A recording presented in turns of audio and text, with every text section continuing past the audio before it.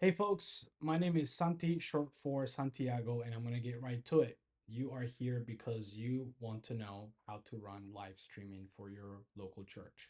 And that's what I'm going to do. I'm going to tell you how we do it and why we do it the way we do it. I'm also going to tell you what you need to be thinking about when deciding what camera to purchase. And then I'm also going to address the fact that this is probably not the first video you've seen out there about this kind of stuff. And if I were in your shoes, I would probably also feel overwhelmed, overwhelmed about the fact that there are too many options, too many opinions, too many everything, and it's like what do I buy and where do I start and who do I listen to? I want to say that I've seen a lot of videos that other folks that out there are doing this even more professionally, like with got like official YouTube channels and different things like that, and they got businesses and even some people just giving you their opinion, whatnot. Like I actually agree with all of them, and for in their specific videos why they're recommending what they are. It really does come down to preference, what your goal is, what your vision is, what your budget is, what you're trying to accomplish. So that's what it comes down to. Yes, there are variables of things of like you should stay away from this and you should try not to do that and different things like that. So there are those that these other folks are also talking about, and yeah, they do make sense, and um you know they're right for their reasons as well. So with that being said, um, this right here is our setup. It's the workflow for how actually our church is running it right now. And we're going to get in the weeds of it. I'm going to tell you just about almost exactly everything you need to know in this video. I'm not covering everything.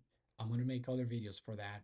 And if you leave comments and you let me know, because if you don't, maybe I won't. I don't know. We'll see. But anyways, so next thing is this picture is the picture of the auditorium of our church. It's a 200 seating auditorium. Why am I showing you this picture? Because if this is the first time that you're trying to do this, um, many people get caught up in the fact that it's like, oh, I need to have a fancy this, and my church is not fancy. I need to have fancy lights. I need to have sound panels all the way around. I need to have this. I need to have that, and you don't, you don't. And I'm showing you this to encourage you that you can do it with the most simplest of the setup that you have. Okay, so you're also probably wondering, who's Santi and why should I listen to him? Well, reality is you don't have to listen to me, but I'm very thankful that you are taking time to watch this video because I know you're trying to accomplish something. Long story short, I grew up in the church playing drums. I started when I was 8 years old. And since then, I've been playing drums for like 20, 25 years. And I've been part of the most humble beginnings of audio, video, and lighting, and just within the worship ministry and within the music ministry, whatever you want to call that. And so, um, all the way up to being blessed of just being part of larger churches, right, that do things that are at a bigger scale. And in all those years, I've been exposed to media, tech, and marketing within the church, which I really enjoy. And I do marketing for a living, and I just want to help my church out, right? Help them out and figure this stuff out. So this is part of where my knowledge and experience comes from, not these two images, but just to give you a little bit of context of how long I've been in the church and growing up and what that looked like for me. So enough about me now. Let's get into it. Um, we've got video, we've got audio. Those two things need to go to a computer, okay? And then they connect to a software, and then that software connects to the platform that you are trying to stream your sermon, okay? I also want to be clear, you can use this for also to stream the whole service if you want, but specifically, this is for the focus of when the pastor gets up there to preach. As a church, that is currently what our goal and mission is to spread the gospel to our local community. um Nothing against streaming worship online, that's just not where we are right now as a church. And so with that being said, I quickly want to show you as well where we started and where we are now when it comes to video. I've already told you we don't have fancy lights, and we just have room light, and then we have a bunch of windows around the building, and then we get natural light. But you can tell we went from a 1080p camera that looked like very blurry and not clear. And even when this image got bigger on like YouTube TV, somebody's watching it from home, it's just not pleasant to look at. And so we upgraded from that one to the Prisual brand 4K. And so here you go, before and after. And again, is this perfect for Santi? No. Is it perfect for the church and what we're trying to accomplish? Absolutely. And so I want you to know that you do not have to have all the bells and whistles to pull this off. And so I wanted to show you the before and after of where we are and what you can accomplish as well. All right, next. Oh, almost done. I got another picture. This picture is for it's our sound booth.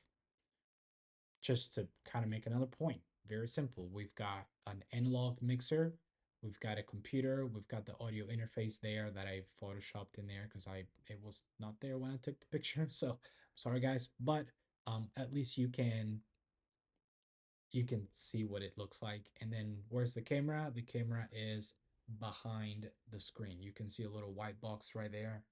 That is behind the screen. So yeah, that's it. That's all there's to it for the setup. All right, into the weeds. Video, audio, streaming, go live. We're using a Prisual 4K PTZ camera. PTZ stands for pan, tilt, and zoom. And we also have a Behringer analog mixer. We've had this thing for I don't know, like 15 years. I have not been at the church that long, but I know it's all there's a few issues with it, but we are working with what we have, okay? And totally happy with that. And so, and then we have a audio interface that translates the sound from the mixer into the computer. Now you're wondering, why do we need an audio interface? Well, an analog mixer is an electrical machine. So I'm trying to think of like very simple terms to simplify this. So analog mixer, when you put the volume up and down, you are controlling electricity. And so you could say, well, why don't we just plug two cables that go directly from the mixer into the computer, into the microphone input jack? Well, you could do that. The problem is that a computer is a digital system. And so when it takes all that raw sound from the mixer and your computer is not built to take that kind of amount of sound of pressure um, of the pressure volume, your volume will start to crack. It'll get distorted if the microphone or the piano gets too loud. It'll sound horrible. I mean, you could do it, right? But computers in general, the input jack for the microphones are not meant to do this kind of work. And so a computer is digital. It thinks in ones and zeros, right? Think of the Matrix. I don't know if that's the right reference, but think of a move the Matrix, right? It's all digital, and that's how the computer thinks internally. That's how it processes informations in ones and zeros, digital. Analog is electricity. So there is two different worlds, and so the audio interface takes the raw sound from the mixer and translates it into a digital signal that the computer can understand, and it's clear, and it doesn't peak or it doesn't crack or it doesn't, you name it, all these kinds of different things that could happen. And so that's what the audio interface does for us. If we had a digital mixer, we could probably bypass this audio interface and go directly to the computer and get a lot more fancy. But that's not what we're using right now. So, and then of course the computer gets connected to OBS and OBS to YouTube. Now you're probably wondering, what does this cost? Well, we got it on sale, so a total of $1,500 for Prisual 4K PTZ. That's what it's currently. It's been actually running the on 1,500 for a while now. And then you've got the Behringer mixer, which Behringer's still selling it, and I checked the price is around 329. And then you've got the Focusrite, which is the name of the brand. They make awesome products.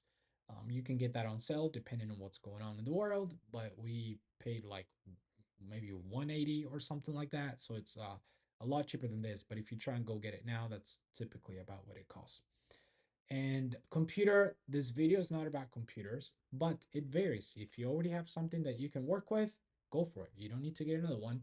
But if you do, it can vary between $1,000 to $2,500 depending on what all you're trying to accomplish. If you're trying to run screens and streaming all on the same computer or streaming only, that's a different video. But just to tell you, like, we're working with what we have, and we have a dedicated streaming PC that only does streaming and recording because that's about all it can handle. And then the software that runs all of this stuff is OBS, which is free. It's a very well known app, and I recommend it. And then you've got YouTube that it's free also. You don't have to pay anything for that. Now let's get into the cameras. Nope. Let me move my face over here. Um, this comparison of the cameras is only about the quality of the camera. It's not about the warranty. It's not about the bells and whistles of the connection types and all those different things. Um, I'm going to put the links below, and you can research those to see what you actually need, or you can just leave comments, ask me questions, and I'll help you get to where you need to be. But I think what most people really want to know at the end of the day is which one's going to give me the best quality. So again, I don't know if I'm saying these names right, so my apologies. But FoMaKo, that's the brand that we had with the 1080p. This is the 4K. This is what it costs. This is the most generic PTZ camera that you can get in the market. Maybe there's a more generic brand one that I may not be aware of, but this is typically what's out there in the market for like the cheapest that of the cheapest for PTZ 4K. You've got Prisual, which is what we purchased and I recommended, and I'll talk about that in a minute.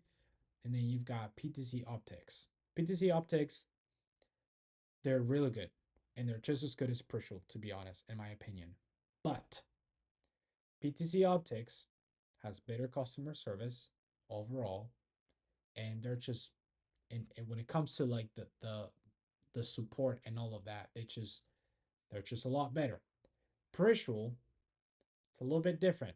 It's not FoMaKo, but it's not PTZOptics, okay? And so I made the decision to go with Prisual because um, I know equipment fairly well enough, and I did my research, and I like to take care of our things, of my stuff, this right here. And I know that if I need to reach out, there's someone out there that I can reach out to, but I'm getting the same kind of about the same kind of quality 4K as PTZOptics for half the price. And so again, budget was important. So that's one of the reasons why I purchased them. And then I've got PTZOptics 1080p. I'm going to talk about that in just a minute. Why am I having 4K everywhere and then a random 1080p just for PTZOptics? There's a reason why, and I'll get to that. And then there's OSBOT that just came out in the market with this new 4K camera, and it is really challenging everybody in the game. Maybe not everybody, maybe I'm exaggerating, but this is a PTZ, and then you see the R right here. It stands for rotate.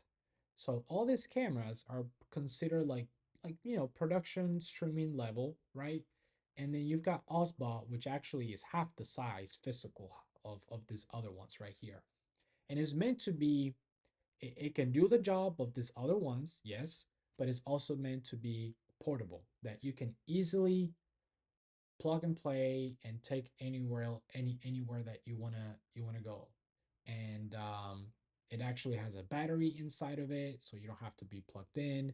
It can act as a solo streaming and recording camera.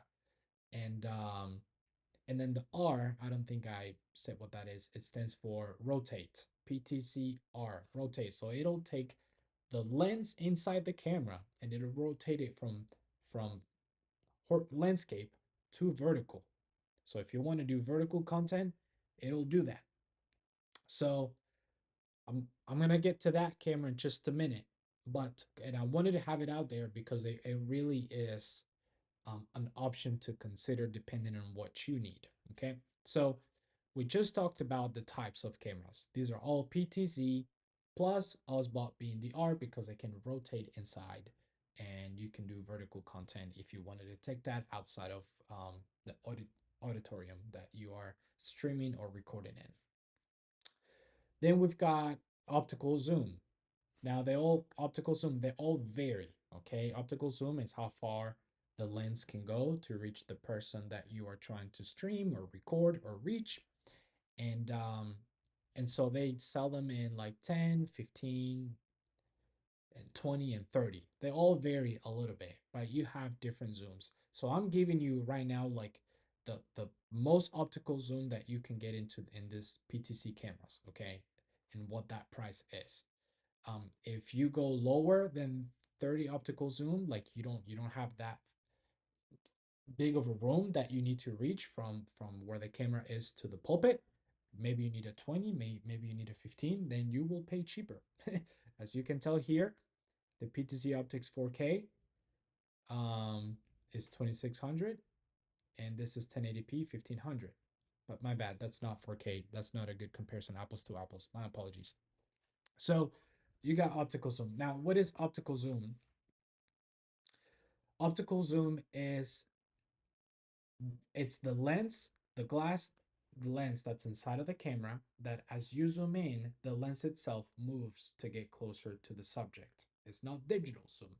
Digital zoom is like when you're trying to grab the image of your phone and you are trying to enlarge it to, like, I don't know, let's look at a license plate because you wanted to find out who hit your car and you want to zoom in and then it's blurry and you can't see it. That's digital zoom. You're taking the image and you're trying to enlarge it to be of a higher quality that it was taken for.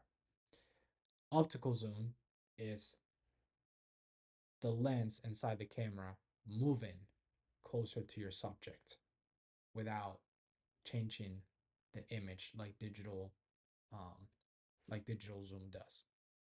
And so the rule of thumb to give you something, um, understand like, so what do you need? Well, here you go. If the pastor that is on the pulpit or the speaker, whoever it is only like 30, about 35 feet away, don't quote me, like this can vary. But if they're about 35 feet away, then maybe you need a 10 optical zoom PTC camera. You don't need a 30. You don't need to pay extra for that. Um, and it's so forth and so forth. So you, as you can tell here, the more optical zoom that you get, the closer you can get to having a close-up shot of the person that is speaking on stage. So that is optical zoom. OSBOT right here, it has a 5 optical zoom, but a total of 12 hybrid. What does that mean? Well, from my research and what other folks are saying, correct me if I'm wrong, guys, but they seem to be doing a mix of optical zoom and digital zoom to be able to give folks a total of 12 optical zoom. Does that mean it's bad? No, I've seen videos and the quality is great. At the naked eye, you probably can tell if you're not a tech person. But that's what that is. Okay, that's what that is. I wanted to tell you guys about that. It's a great option. Do not be discouraged about the fact that it's hybrid. Okay. And then you've got sensor right here. So I want to get into what is all of this and what do you need to know about this stuff. So the sensor is a piece of hardware inside the camera body that converts the light into the electrical signals to create a digital image. Okay, long story short, all cameras, including your phone, they all have a sensor. The bigger the sensor, the more light it can catch. Therefore, let me move myself over here. Therefore, a clear image clear image, less grainy. Um, it does better in low light performance if you don't have good lighting in the room that you're in. So that's what that is. And so these different cameras, they have different sensor sizes. And as you can tell, typically the cheaper the camera, the smaller the sensor size that you're going to get. And let me see what else here. Okay, so let's talk about sensor size for a minute. I wanted to do a comparison to kind of help you understand what you are working with. So as we talked about, the bigger the sensor, the more light. And so typically the more that you can get here, the biggest the sensor that you can get in a PTZ camera, it's about 1 inch diagonal um, size. Okay, and so the FoMaKo, if I'm saying the name right again, it's about 2.8, and it tells you right there what is the size of the sensor. So the smaller the sensor, the less light it can catch, the less clear your image is most likely to be.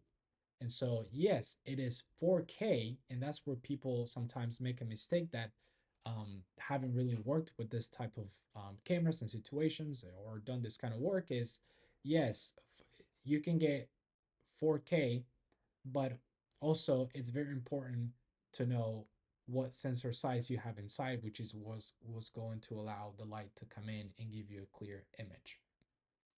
Then you go down into Prisual 4K, which is what we have, and now you're getting a little bit of a bigger sensor. Okay, so that you're now looking at 1.8, and it competes as well with PTZOptics 4K. They have about the same, and then you've got what else? What else? And then you've got PTZOptics, the HD one, right? So you've got the HD quality one. If you go down to 1080p, then your sensor size is going to be smaller, less light. Okay. And then you've got OSBOT, which it's got a 1.5. So this is, out of all of them, this is the one with the biggest sensor. But as you can tell, really, it's not a whole lot of difference between these two guys right here, Prisual, PTZOptics, and um, and OSBOT. It really does come down to like how critical is lighting. But I've already shown you example of what things look like for us. So it's up to you really what you prefer and what you need. There's so many other variables when it comes to lighting in the room and the lighting of the room and different things like that. And the logistics too of how you're trying to use the camera, different things like that. So um, this red line simply means I just wanted to show you that even though PTZOptics, they make great cameras, they're known for just being reliable, customer service, support, and different things like that. You know, when you do go to like HD, meaning just 1080p, then you know your sensor size is typically smaller. Okay, and so I just wanted to get that one in for a little bit of a comparison. Now, um, going back, we talked about now sensor size, okay? The bigger the sensor size, the more light that it comes in, the more clear your image. Now we're gonna go to aperture, okay? If you're not into photography and videography, I'm gonna keep it as simple as possible, but it's also important for you to know. Aperture is the opening of the lens, right? So you've got your camera, and then you have the sensor, right? The digital sensor, and then you've got like the big lens, right? You've got the lens. It's the opening of the lens that determines how much light enters the camera before it hits your sensor. Okay, and so a smaller number means a larger opening. So as you can see right here, I also put the cameras right below to do a little bit of a comparison. So the bigger the aperture, the bigger the lens can open, the more light it allows into the camera to hit your digital sensor that we just talked about. Okay, you can have a big aperture, you can have the the most open aperture that you can find right here. But if you have a smaller digital sensor that we just talked about, let me show you over here, right? If you've got a small sensor, but you have a big aperture, you know, like that can make the difference between just really not making a difference. Okay. Um, so I put the cameras here to kind of tell you kind of where they stand in the line of apertures. All right, so the other thing too that you need to consider as well is that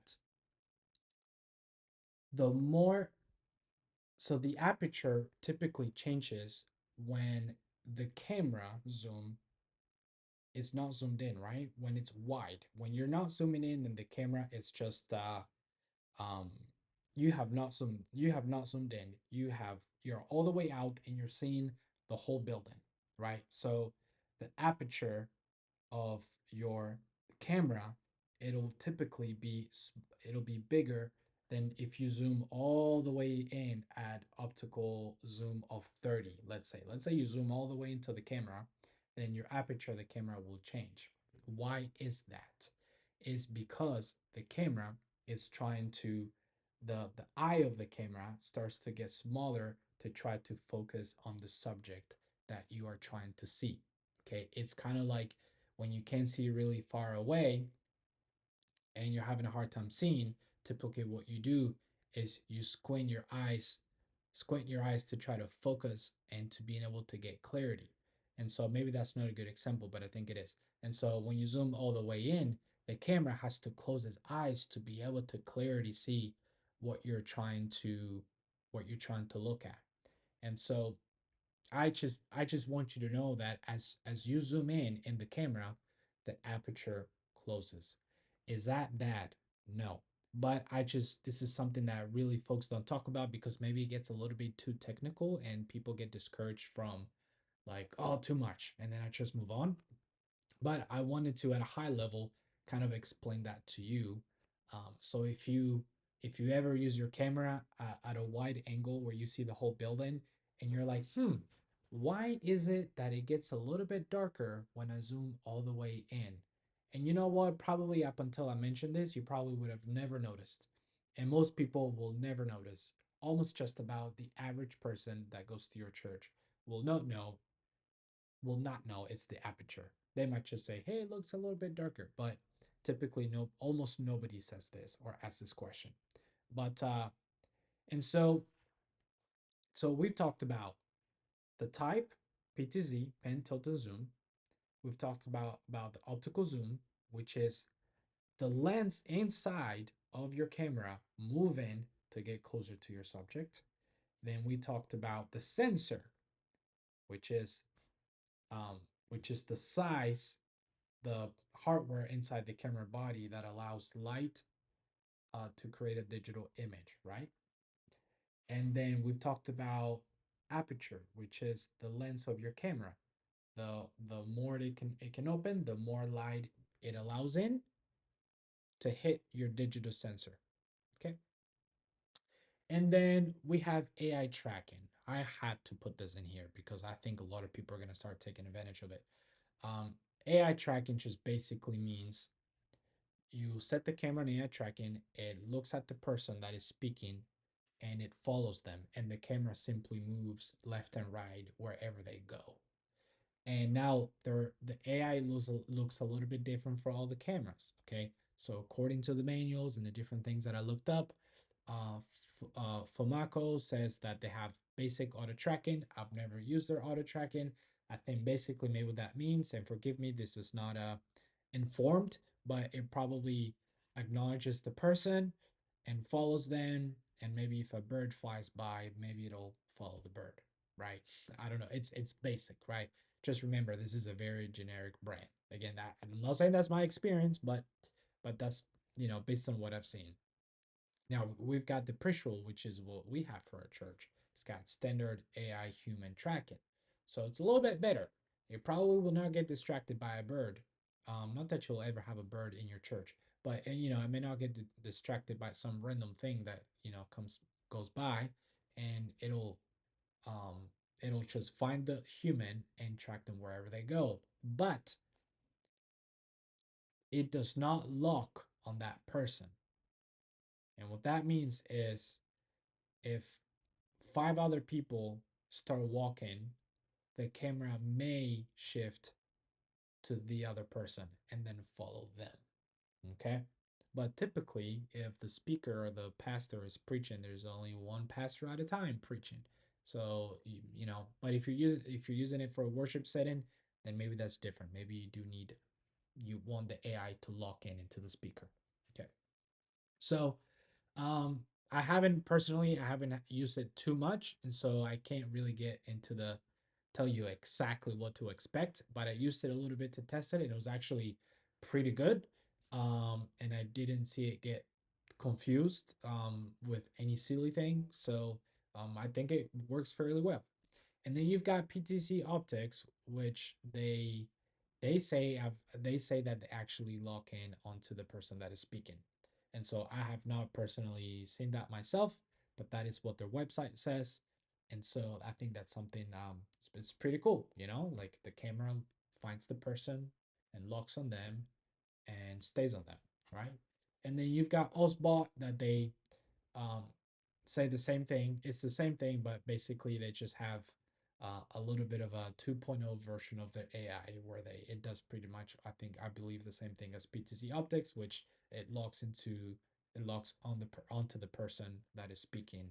Um, so that is the AI overview for these cameras.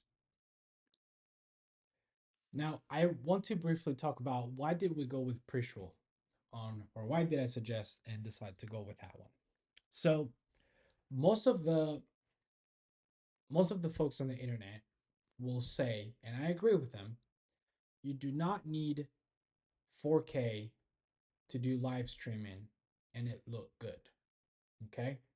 And that is true because YouTube does not automatically run at 4K when someone's trying to watch a live streaming or video in general. They will optimize for people's network to make sure that they have a good experience.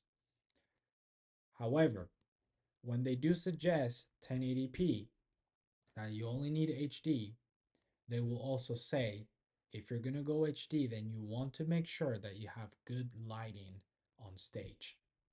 Because when you don't have good lighting on stage, you end up with the image above of what we had going on before. You can see a bunch of other videos and that folks that are using the 1080p regardless of the brand, um, most of them do have stage lighting, which is not stage lighting in general is not cheap, and so it's a little bit harder to accomplish for local churches to do that from a budget perspective. It's not just one light that you put up there. You need a combination of different lights to be able to, you know, um, to be able to give light to the person that is speaking. And so if you have good lighting in your church, on stage specifically, then you're probably okay with 1080p and you'll be just fine. You do not need to go 4K. But the reason why I went with 4K is because I just needed my camera to have a little bit more pixels, to have a more clear image, knowing that I don't have stage lighting and it is just the light of the room. So that I can make my environment look as good as possible, um, as good as possible. That is my decision for why I went with 4K. Um, other and like I said, other folks have said you don't need 4K, and it is true, you don't need 4K. But in the situation that we are in, paying a little bit more to get 4K, it's saving us a lot of money of doing stage lighting.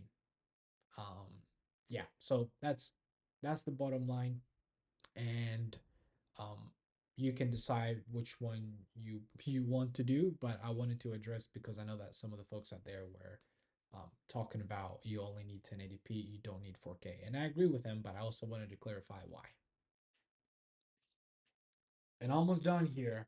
So if you're like me, then you want to know if these are, if the cameras that I just showed you are the ones that are people are talking about, then if you're curious, like, then what is a PTC camera that has the biggest um, digital sensor out there? Well, if you want to go to a 1 inch diagonal size, then you're looking at Canon. You're jumping up from $1,500 to $3,000 of a camera up to like six, seven, eight, maybe up to $10,000, so that you can have the biggest digital sensor for your PTC camera. And this is what that looks like.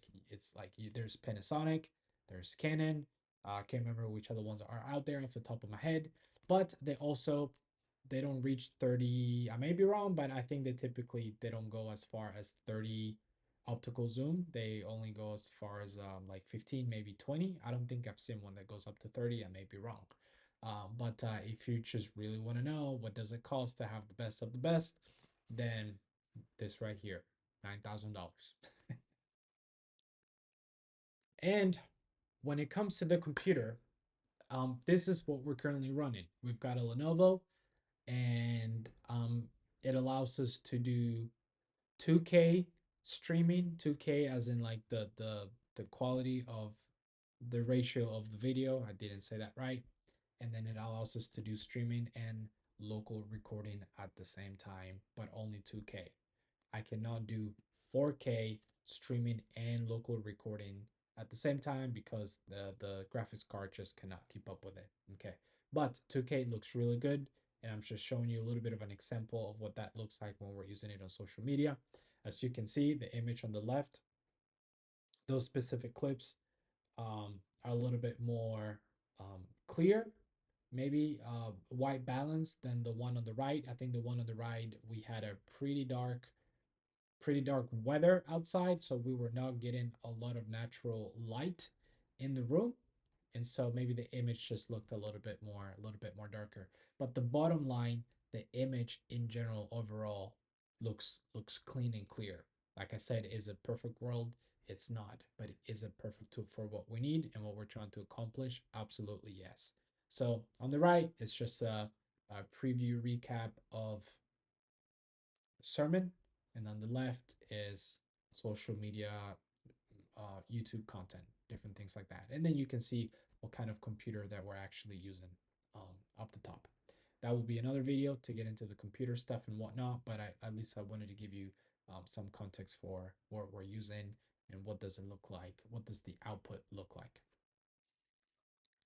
All right, folks, I try my best to give you an overview. I know my focus today was on video, just about video only, while trying to talk a little bit about everything else. I know I didn't go into YouTube. I did not go into OBS.